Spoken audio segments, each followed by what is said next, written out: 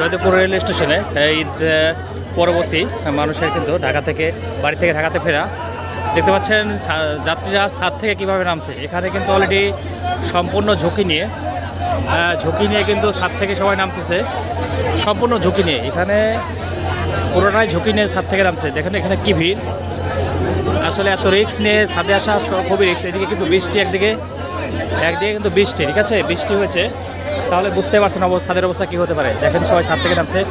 এখানে কিন্তু মহিলা মানুষও আছে, হ্যাঁ, মহিলা মানুষ কিন্তু ছাদ থেকে নামে, ট্রেনের ছাদে ওঠা যে কতটা ঝুঁকিপূর্ণ এবং বিপজ্জনক।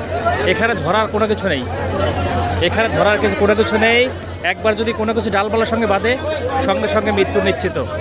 এই জন্য আপনি ট্রেনের ছাদ থেকে দেখেন কী অবস্থা। দেখেন ওঠার মতো যাত্রীর আমার অবস্থাও নাই, ওঠার অবস্থাও নাই, বুকিং হয়ে আছে দেখেন পুরা ট্রেনের ছাদে যাত্রী, পুরা ট্রেনের ছাদে, এই যে পুরা ট্রেনের ছাদে যাত্রী, পুরা ট্রেনের ছাদে,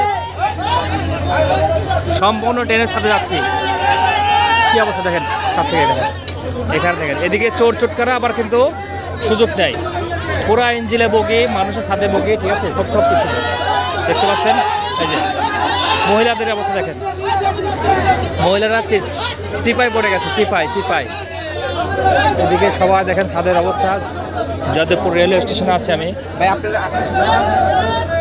এই যে পুরা দেখেন ছাদের অবস্থা কি।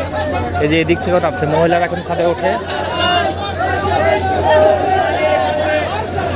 দেখেন এই যে বাচ্চা নিয়ে ছাদ থেকে বাচ্চা নিয়ে নামছে, ছাদ থেকে নামছে, বাচ্চা নিয়ে। এই যে মহিলা মানুষের ছাদে উঠছে, মহিলারা ছাদে উঠছে, দেখেন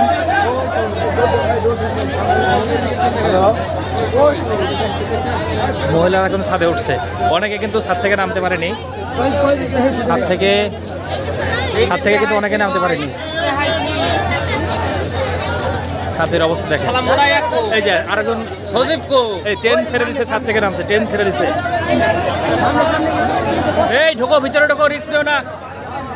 এই দেখেন পরে ওর অবস্থা দেখায়, ঠিক আছে, ওর অবস্থা দেখেন, ওর অবস্থাগুলো কি না। উঠতে পারছে।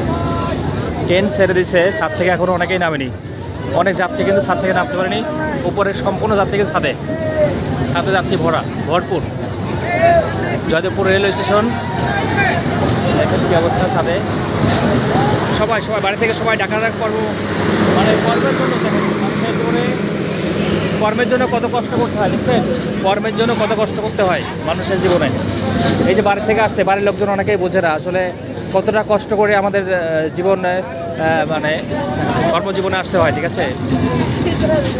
আসলে বাড়িতে অনেকেই থাকে, ঠিক আছে, শুধু বলে কি ঢাকায় টাকা ওড়ে, আসলে ঢাকায় টাকা ওড়ে না, এটা হচ্ছে ঢাকার জীবন। বাড়িতে যাওয়া, বাড়িতে আসা, এই ঈদে ঘরমুখী মানুষের দেখেন কী অবস্থা।